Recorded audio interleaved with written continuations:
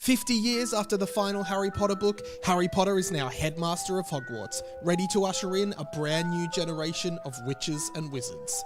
My name's Radio Mike, and together with my friend Sam Garlep, we're reading every chapter of my Harry Potter fanfiction from when I was 13. This is book 4 in that series. Welcome to Harry Potter and the Phantom Farter.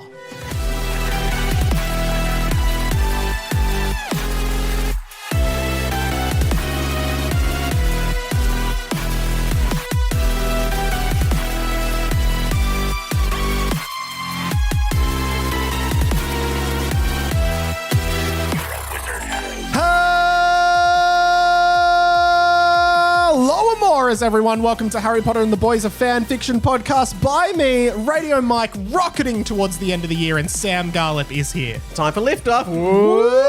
Okay, Sam. You didn't do it. What was I supposed to do? I kind of did that dance where you roll your shoulders and pass it on to the next guy. I wasn't watching. And you sorry. I didn't watch. Yeah, sorry. Wow. Hey, so Sam, we were just saying on the Patreonus bonus, and thank you to all our Patreonuses, that we are now in the second last chapter of the book, and next week will be the final chapter of book 4, and then we will start again in 2026 with book 5 after a break. Oh my God. How good. And we were talking actually we should say, because obviously, things are getting busier and busier for Sam. So if you can, for Sam and me, but if you, I was like, I'm actually looking for work at the moment. So I mean, first of all, if you can support this show in any way via the Patreon, patreon.com/Harry Potter and the Boys, you get some bonus content each week. So that would be awesome. Yeah. But also we do, we were just saying before we started rolling that sometimes we listen back to the pod and we go, oh, this show's actually really funny. So. It is, but then I guess it is completely catered to our humor because it's us. Yeah, but I think it's funny. Sometimes I'm like, oh, I remember saying that, but that sounds all right. We do kind of want to try and get back to doing video and social content next year. Maybe we might even need someone to help and support that if there's an intern out there. Well, the thing is, Mike, it's actually really easy. Yeah, it is. It's so easy. No, man, it is. There is a lot of work that goes into making this pod, but we love it, and we cannot wait to keep doing it.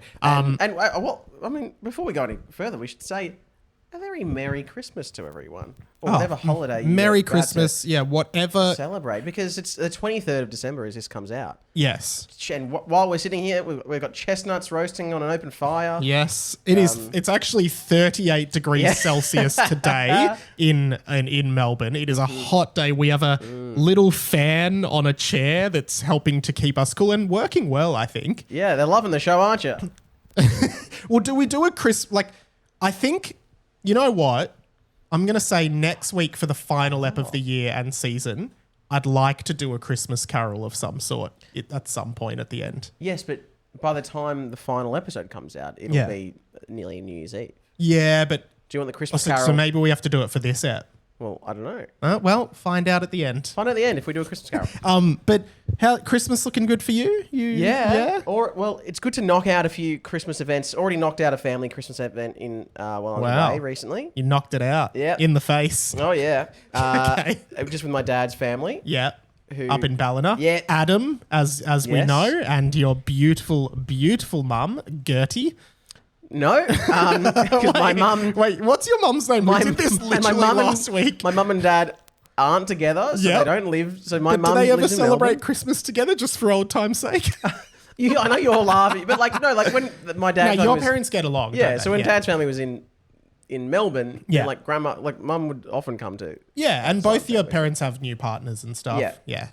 No, what's your mum? We'd had this exact conversation a few days ago. Well, that's because I know your mum's name. It's Antonella. And I'd never get that wrong. On the Patreon, just before, Sam was talking about how he always thinks my mum's name is Donatella, and then we did a whole thing about how to remember my mum's name, Antonella. Only the Patrons can attest to that. So if you're not a Patreon, no, that didn't happen. Your mum's name doesn't start with G, does it? It does. Okay, so I was on the right track. Yeah.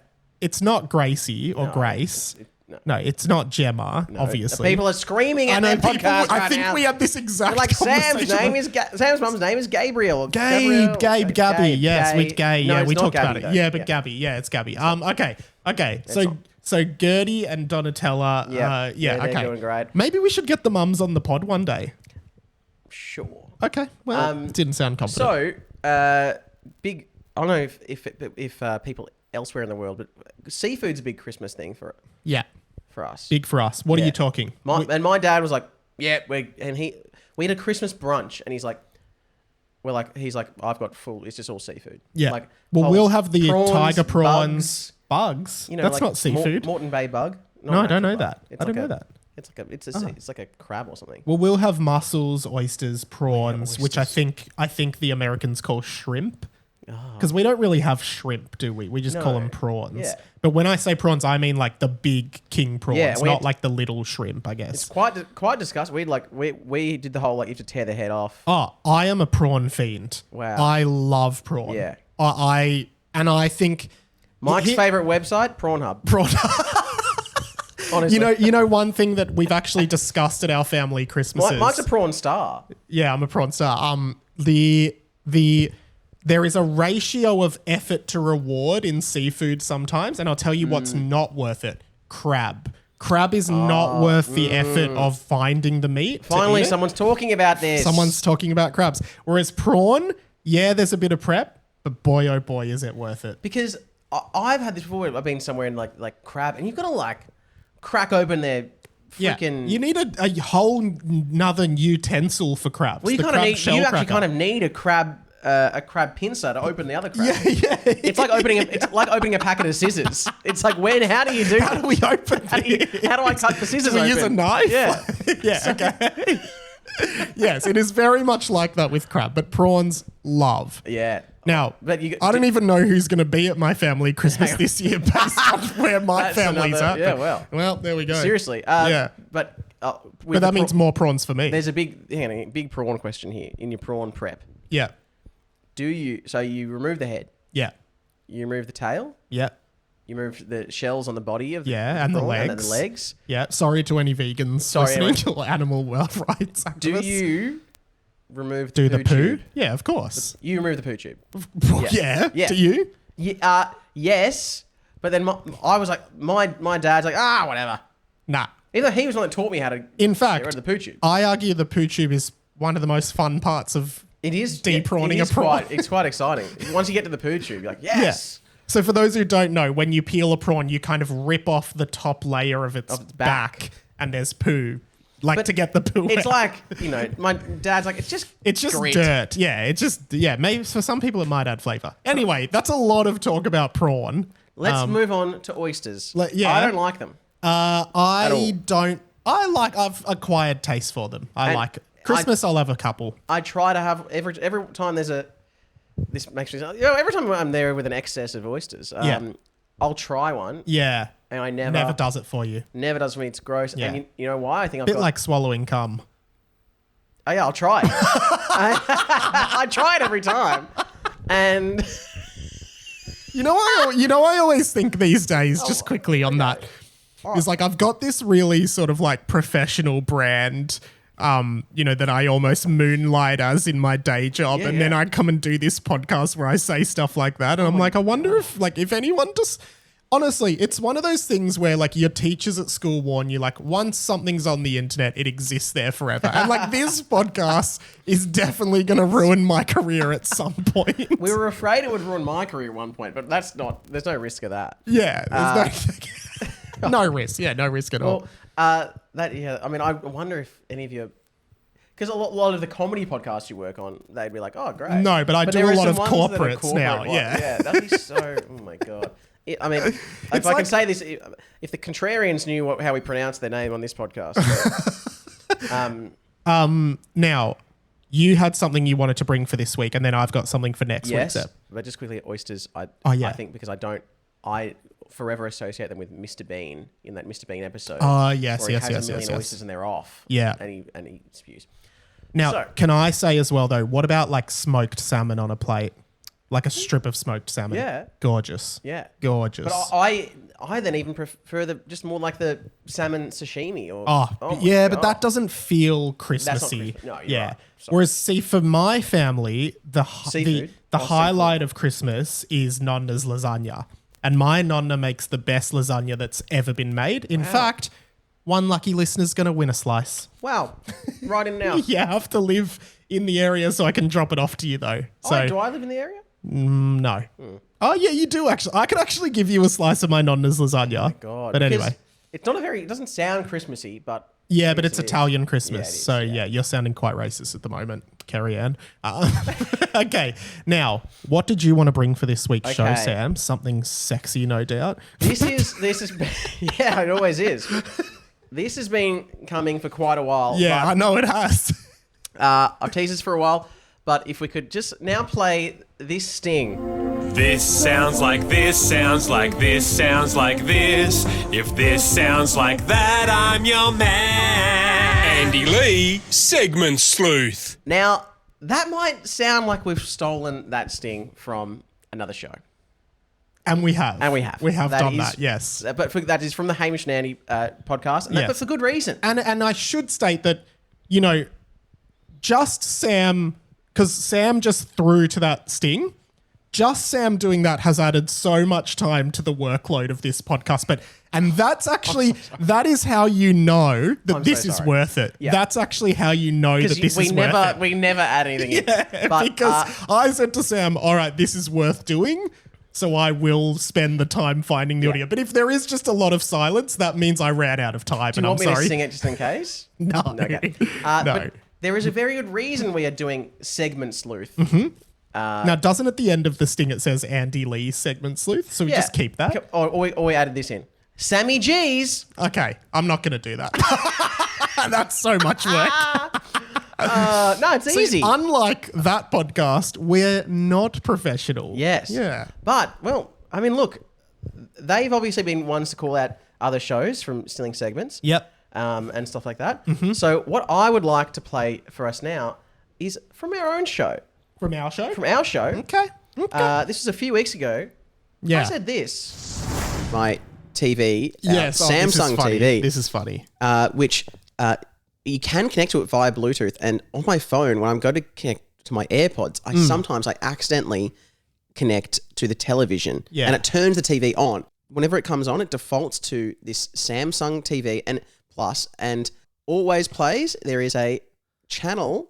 What is Samsung TV Plus? This channel plays The Nanny. It's The Nanny channel. It plays it 24 hours a day. It plays The Nanny. And so it'll be... And that's the default channel. Yeah. So the middle of the night, Mel's already like half fallen asleep, and then I'm like, press the wrong button. Yeah. And suddenly... Mr. Sheffield. Miss Fine. So we talked about The Nanny... the 90s show. Iconic show. Fran Drescher. Coming up on my Samsung TV, and it was a great bit of content everyone loved. Yes. And just quickly, do you ever think Samsung TV? Like you're Sam and you have okay, cool. Just checking. I'm like, Samsung. Oh, Sam's singing right now. Yay, sing the blues. Okay, now we've heard what Sam said. Yeah. Hopefully, if I was able to dig it out. And we're actually not sure if that was on the Patreon or the public pod. Yeah. It was somewhere. Yeah. But then, how shocked was I a few weeks later to hear something similar on the Hamish and Andy podcast. You did not. After, they've gone after people talk about crumpets and whatever, so I feel like it's only right. Yeah. Let's have a judge for yourself. I think there was another thing actually a while ago that we were like, hey, we talked about something in Hamish. I can't remember what that was. There's been a few that I'm like, we got that first. Yeah. Anyway. So we're pretty cutting edge guys. So here's what they said on their pod. I haven't heard this. On our TV, when you switch it on, one of the channels on the TV, before you connect to the HDMI or whatever, one of the channels is just 24 hours a day, The Nanny. With Fran Drescher. Just plays The Nanny over and over and over again. And the kids have come to love The Nanny. I loved The Nanny. Wow. So, I find that there's definitely some level of peculiarity there. We're talking about a niche show from the 90s, this channel. You've had the same experience? Yes, I feel like we we went out on a limb. We were like, hey, this is a risky bit of content. Like, will people even like this? Yeah. Laying Do this people content even out. know the nanny? Yeah, I mean, everyone would know, like, Everybody Loves Raymond Yeah, or something, but like the nanny. We took a risk going, let's talk about this niche Samsung television channel that comes on automatically. Yeah. Who knows if it'll work? But is it a Samsung channel or a TV channel? Not really sure. Okay, I think it's a channel on like Australian TV. Yeah, but so we took the risk saying, will people relate to this? Yeah. Obviously, we got a great response. And Yeah. they've gone, well, we're gonna do that now too. we're gonna take that as well. So I think Trailblazers. yes, there is a chance that maybe if they found it by chance as well. Yeah. But I'd say the jury in this one finds them probably guilty. Yeah. And not often is the person presenting the case also the I am jury. the prosecutor. Also responsible for the also whole the jury jury, process. so- But wow, good find, Sam. And it is not the first time that's happened. There was definitely another one that we texted about, but we just didn't get there. Yeah. Sam, should we do the manie? Should we do the manie. Should we do the fanfic? Actually, I should say there was something last couple of eps where you were talking about something and I said, are you sure you want to talk about this? And you said, yeah, we're on the Patreon, but we were on the main pod. So if you notice that, send a rude finger emoji to me. Shit. All right, let's get on to the penultimate chapter of Harry Potter and the Phantom Fighter. And Sam, we left off last week, I believe, with Olivia's letter, which revealed that she had truly fallen in love with Harold and that she had made the unbreakable vow with Fuckity Duckity Doc to, if she ever told of the plan to kill Harold, that she would die. Derek read that letter and we pick up with chapter 52, Sam. Oh, and that's right.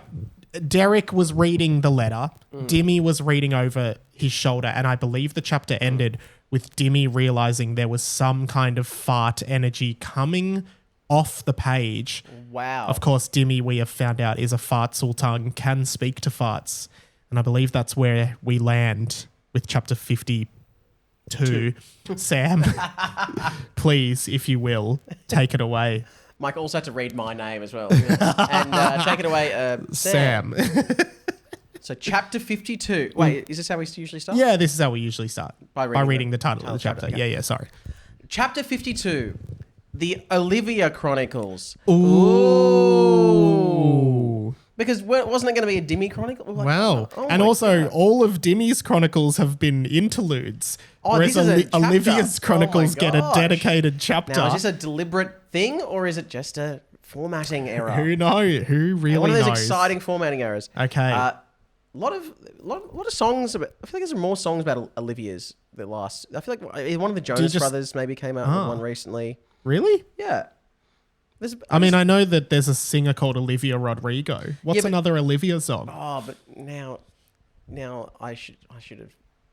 I can't think of a single Olivia song. Yeah. Are you sure you're not thinking of Penny Lane or something? No, there's just as in like no, because that's old, and then I feel like there hasn't been many, and recently there's been a few songs with Olivia. There's a great song. Funnily enough, there's a great song by the Lumineers called Ophelia. And obviously, maybe you're thinking of Ophelia because Taylor Swift just had an Ophelia. The fate of Ophelia. Yeah. Are you sure it wasn't the fate of Olivia? The fate of Olivia's. Oh no! Now I've just. Nah, I think I'd let this one go Okay. if I were you. Right. But hey, I'm not. I've taken too much time.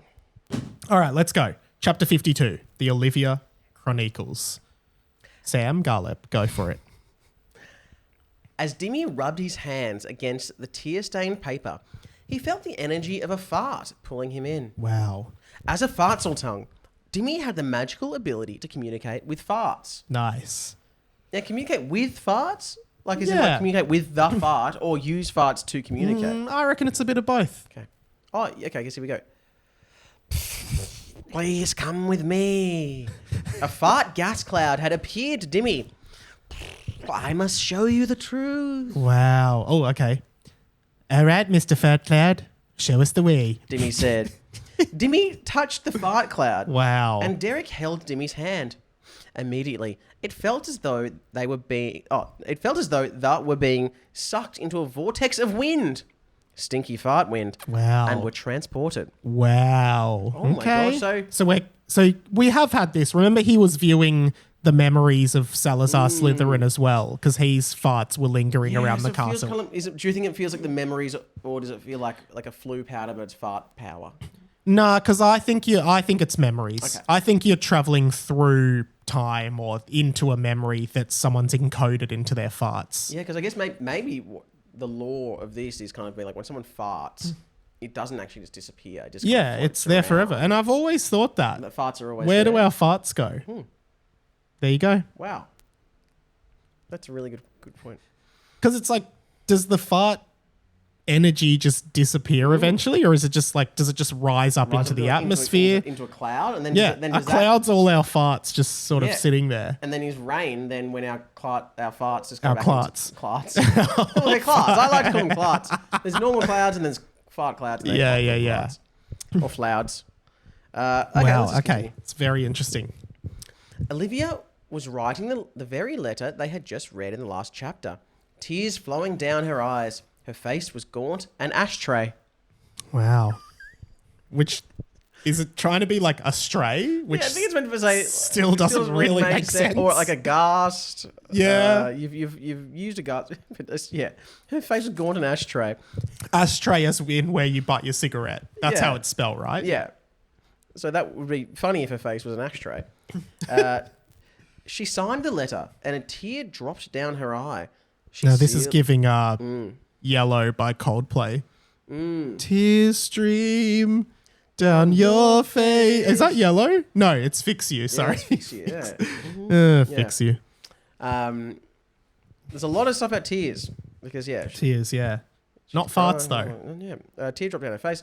Her eye, dropped down her eye. She sealed the envelope and cried more. Oh my God, cry baby. Oh my God. But I guess she knows when writing that if she gives this letter to Harold, then she'll she'll die. die. So maybe that is pretty sad. As she walked toward the door to the Rubak's common area, presumably to hand the letter to Harold and voluntarily end her own life to save his, a figure appeared in the doorway, blocking her. Oh, okay. No, this is me. Oh, it is you. Sorry. You can't give him that letter. It was the voice of the master. Now, the reason I nearly read that, because I read the next line and I thought it said, it wasn't the voice of the master. I was like, that's a weird line. It was the voice of the master. Yes. It will put all progress aside. I can't let you do it. Oh, and I'm Olivia too. Wow. Get away from me. I mean it. Olivia said, holding her wand up to her face and holding the letter tightly. You're becoming more of a problem than I thought. The master said, Though the plan is so close to being complete. ooh, okay. Olivia shot a spell out of her wand non-verbally. Such was the power of her magical ability. Because being able to do non-verbal magic is that's tough. That's not easy. Oh, yeah. Yeah. I mean, even communicating non-verbally at all. Yeah. If you can say, Yeah, if you can true. say something with just a look, you're pretty good. Yeah, looks worth 1,000 words. Like, what are this? Well, that wasn't a look. That was more of a you kind of tilted your head and then winked. Like I feel like a look As is if just to a say- freeze frame of a look. Is it just say, see what I can do?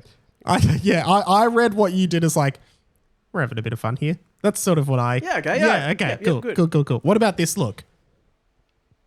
That look was kind of like, I guess I'm kind of having fun, but I'm like not really sure. Yeah, was that all right? Yeah. Describe it for the listeners though.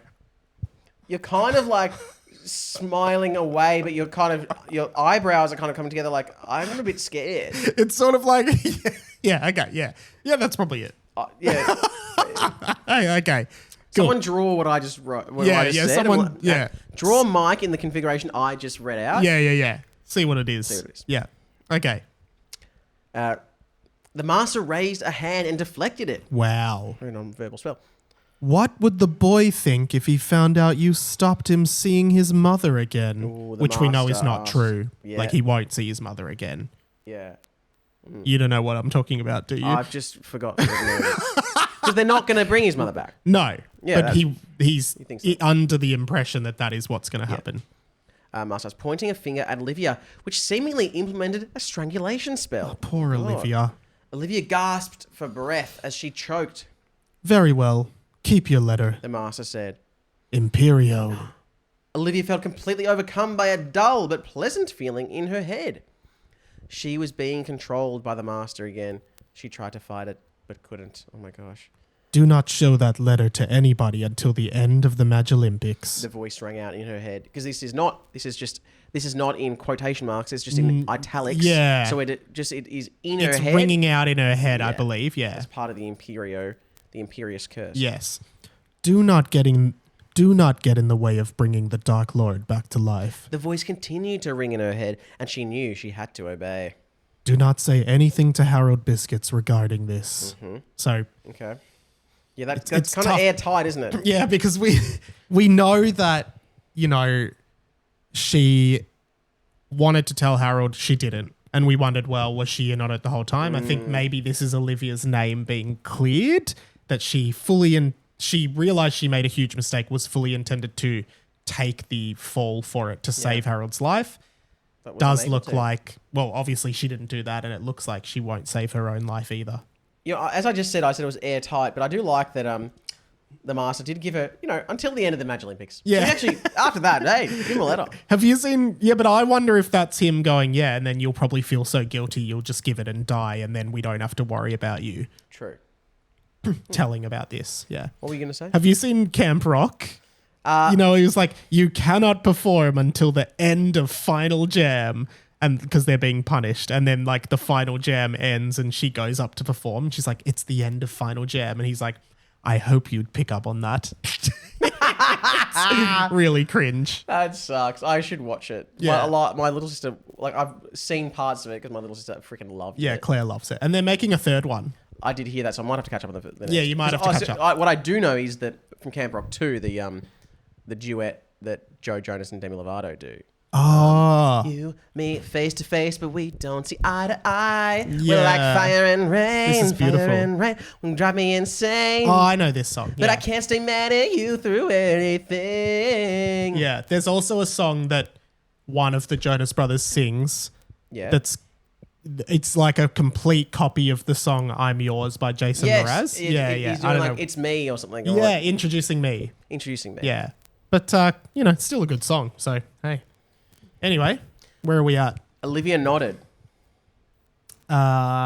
Forget about the letter. The contents of the letter seemed to vanish from her mind. The master stepped up right to her face.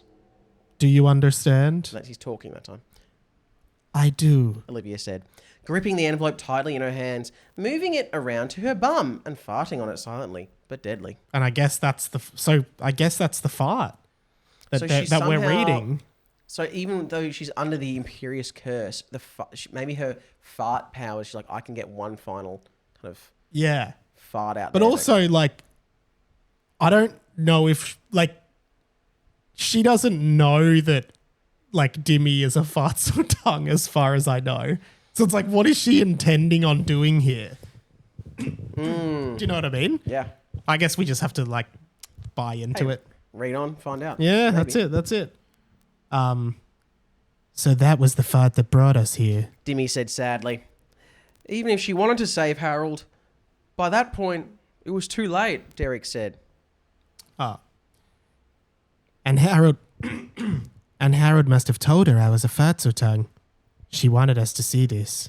Dimmy said, yeah. And sorry, Mike's getting a little bit, you don't usually talk this much in the I know, podcast, I'm getting a bit so- tired. Yeah. Yeah. Even though it was too late, Derek said. She really did love Harold. Dimmy said. But it was too late. Derek said. Like, yeah. Dimmy said. You know what though, Derek? What? Derek asked. All of this makes me so mad. Dimmy said. Actually, it says all if this. All of this makes me so mad. Dimmy said. That Harold's dead? That Olivia is going to die? Derek said. What?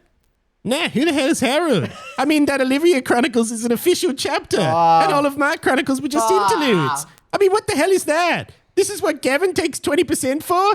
I need to find Olivia's manager. Dimmy said. Dimmy, shut up. Now isn't the time for your stupid fucking hysterical breakdowns about managers. This isn't a movie. This is real life, Derek said. It's actually a book. Dimmy said. So there's weird that it seems at different points characters can acknowledge that they're in a book, but maybe Derek is in so much distress that he's forgotten that fact. Because I feel like he has acknowledged it in the past. Yeah. It's too. I'm just laughing. It's too late. It's actually a book. What are you? The Bugs Bunny of our lives? So There's a zinger. It does feel like, this is pre-Deadpool. So maybe because Bugs Bunny would kind of go, hey, like it's rabbit. I don't know. Wasn't it Elmer Fudd would go, it's rabbits. He would talk to the audience, but would Bugs? I think so. Well, that's where what would happen there is Dimmy would turn to them and go, it's actually a book, and then like chew on a carrot. Yeah, yes, that's it. Yeah. Yeah, that's good. You know who else used to do the talking to the audience? Malcolm in the Middle. I love that show. He would turn and sort of be like, Dewey and Reese have been fighting all week, so Mom's really angry at the moment. Like he'd kind of give context. Yeah. I know I could. This is probably on another podcast, but you did send an audio message to Frankie Muniz. Yes, did he get back to you? No, have not heard from Frankie. But it is my mission in life to meet him. But what a thrill! What a thrill! It is another podcast, but I was so proud of you in that moment. Thank you. You really nailed that. Thank you so much. I've been working on it my whole life. Yeah, Frankie, if you're listening, I'd like to meet you. Great. What are you? The Bugs Bunny of our lives? You think it's funny to pretend to break the fourth wall? You think it's funny to pretend our lives are a book? Derek said. No, but Dimmy said. Fuck off, Dimmy. Derek said. I'm gonna find Olivia. That's just a lot from Derek. We haven't heard him. Yeah, I do remember the scene in Goblet of Fire, the movie, where Ron tells Harry to piss off, and I couldn't believe it. Wow. I was like, "Wow, he is angry. He is angry." These are the two, expelled boys. Yeah. Through thick and thin. So interesting. And remember, I don't know if we will ever come back to this, but there's the uniting friendship charm where characters in this book have merged together, and the way it works is there's like a fallout of friendship and a reunion of friendship. Maybe we're setting up for this, because I did think there was a lot in this book where it was saying that Sam and Tom weren't talking and they hadn't talked all year, just randomly. And I did think that was going to eventuate into one of those, but hasn't yet. Seemingly won't. Sorry, I should actually go back a line. So it goes, fuck off, Dimmy. Derek said, I'm going to find Olivia. But it was too late. Dimmy said, back to breaking the fourth wall. The boys were sucked out of the fart memory like it was 1985. And Is that like a Back to the Future reference? I guess so. And slammed back onto the humping hillow. Wow. Derek ran toward the Hogwarts gates, but he immediately realised he was, in fact, too late. Wow. There was a small graveyard near the school where various people who had been killed over the years were buried. For example, Albus Dumbledore, Severus Snape, and even Professor Moody had been buried there. That's weird. Yeah, it is. Snape actually wanted to be buried in the Bahamas, but it was part of company policy that you had to be buried in the graveyard. Well, that's a big ask. Like if you teach at this school, you must be buried here. Yeah, this is your wage for the year. This is whatever. We've got a plot for you down there in the graveyard. You're next to Dumbledore and Quirrell. Oh, but I mean, I might just get buried with my family. Unfortunately, you cannot. That's part of the contract you sign to go here. I would imagine like you have an annoying coworker.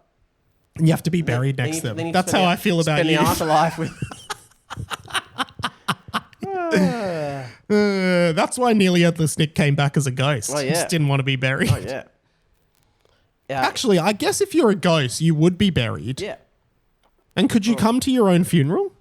Maybe. Like, how quickly can you become a ghost after dying? Is it immediate? No. Okay. I can't remember. I'm trying to remember what happens in the movie Ghost. He's a ghost immediately. Yeah, okay. He's a ghost at the moment he dies. I mean, often in fiction, when you see the ghost kind of rising out of someone's body, it does happen immediately. Yeah. It's not like, we've done the funeral, affairs are in order. All right, I'm back. I'm back in ghost form. Yeah. Lucky I can skip all that admin. Yeah. Okay. It's in the graveyard that Derek saw her. She was holding flowers and kneeling at a grave. Harold Biscuit. Oh, so Harold's already been buried. Oh. But did she not give the letter to them directly after the funeral? What the fuck? Well, a lot's happened in a short amount of time. Olivia, wait! Derek yelled out. Olivia turned to look at Derek abruptly. The two met eyes and looked at each other for a few moments. Derek clutched the letter in his hands and held it up. Wow. Olivia's lips formed a sort of light smile. Her beautiful eyes glowed in the sunshine. She raised out her arm, almost as if trying to reach Derek. And so it seems as though maybe that light smile is her realizing, well, at least I've been able to kind of pass this message on and clear my name and the job, it's all done.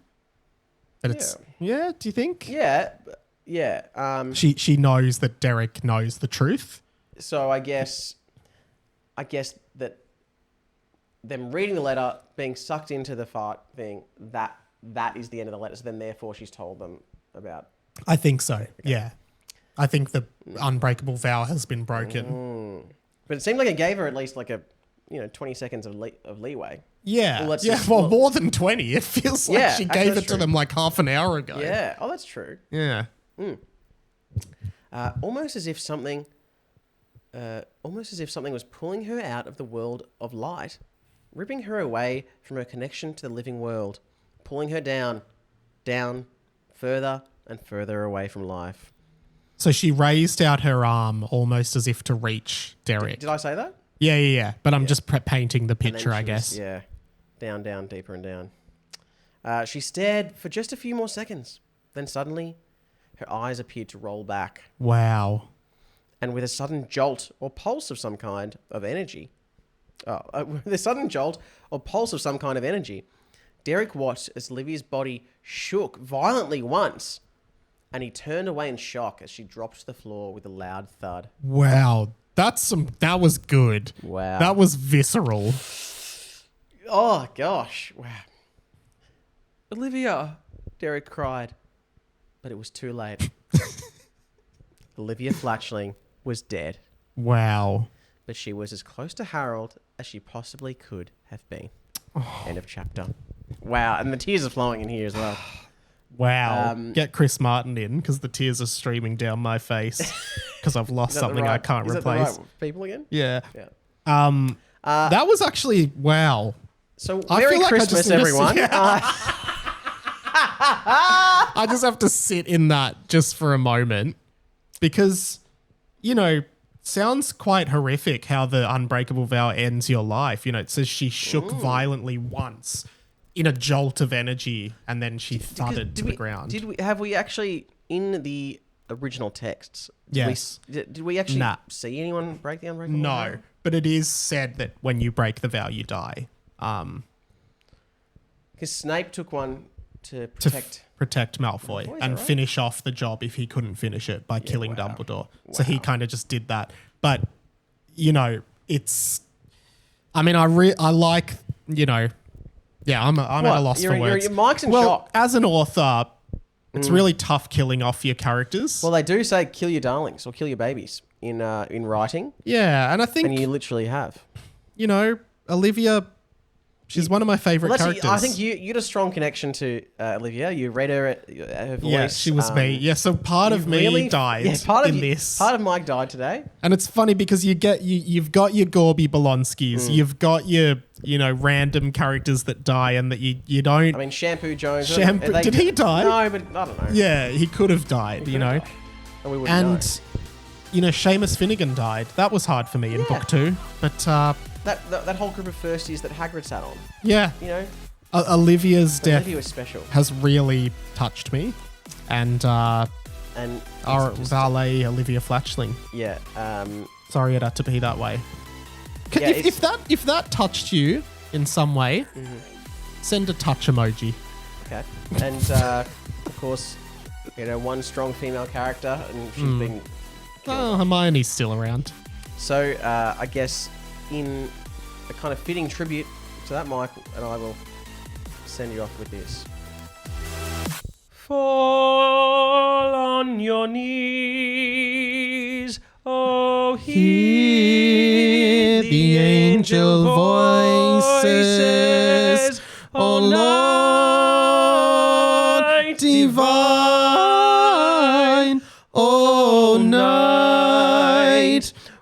Christ was born.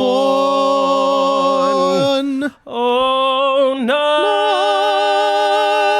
night divine. Oh, night. Oh, Holy. night. Is it night?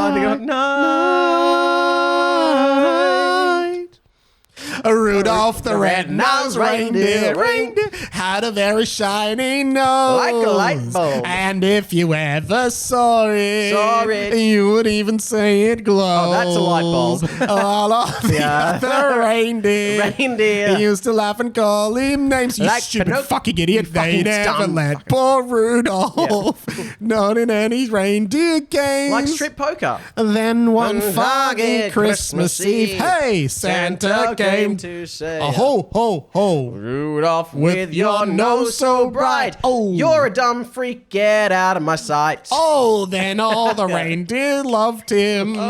And he shouted out with glee. Shout him with pee. You Rudolph the red-nosed reindeer. Reindeer. You'll go down in history. Page 43. That's the high five version. Amazing. Dashing through. Nah, see you later, guys. Goodbye. Nah. Will we we want say? any more? Oh, we no. will just say if you did last this long, Well done. Merry Christmas. Merry Christmas, Happy everyone. New Year. Well, we'll be back before New Year's, but Merry Christmas. Thank you so much. Have a very safe holiday from Sam and I. And Sam, Yeah. hark the bye. Goodbye, Homoras.